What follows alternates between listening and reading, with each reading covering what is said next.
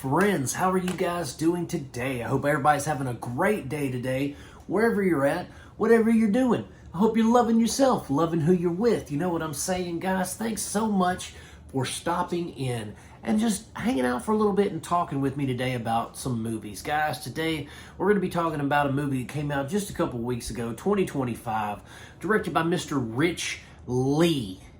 Now, this guy here, I'm not sure I'd ever let him make another movie again. Before we get started, hit that like and subscribe button because we are talking about War of the Worlds starring Ice Cube and other famous people. This, guys, this ain't going to be a long review because there ain't a whole lot to talk about. This ain't got nothing going for it. You know how there's some movies in life that, you know, like, say Star Wars, for instance. That's always my go-to when we talk about a big, or Jaws, big budget. You know, it's like a must-see event film.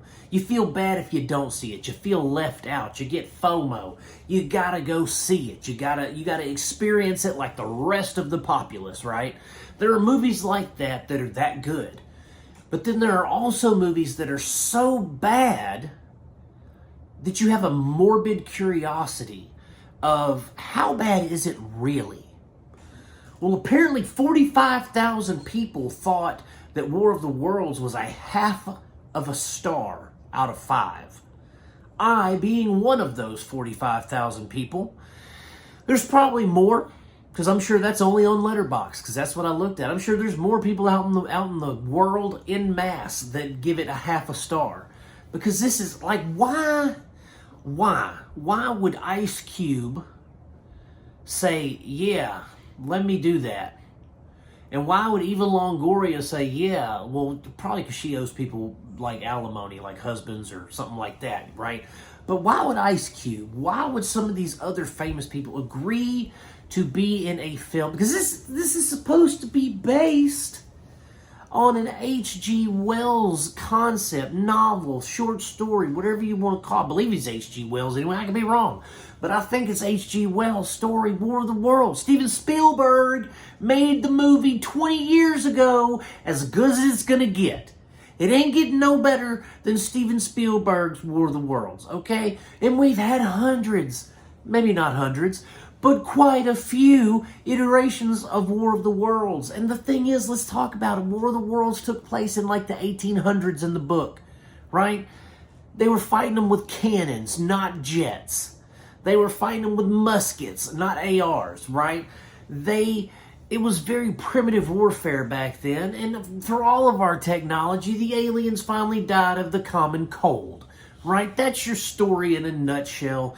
It's been displayed hundreds of times in various forms of media, right? And we're watching it with Ice Cube. And here's the thing, guys. They don't really follow the book, the story.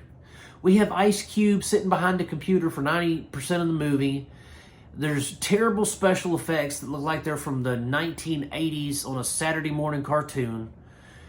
The acting is so phoned in and ridiculous. Did the director even direct the film?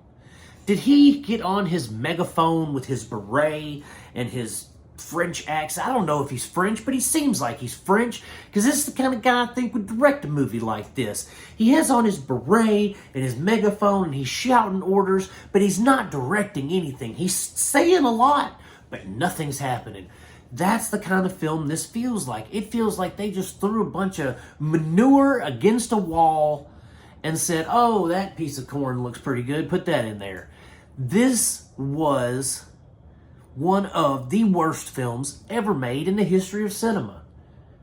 And it's only that way because no one cared. You know, when you look back at Steven Spielberg's War of the Worlds, that you could tell Tom Cruise and Steven Spielberg, they had a grand vision. They said, yes, this is what we're going to do. It's going to be like H.G. Wells' story. It's not going to be set in the 1800s. We're going to have modern technology. But it's going to be the same outcome, right? But they modernized it.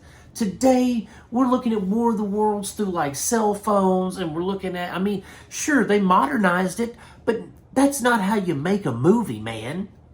that doesn't work unless it's Cloverfield. And War of the Worlds ain't Cloverfield. It is a giant, in-scope, cinematic experience, but they basically diluted it down to a social media movie, in my opinion. And it was just...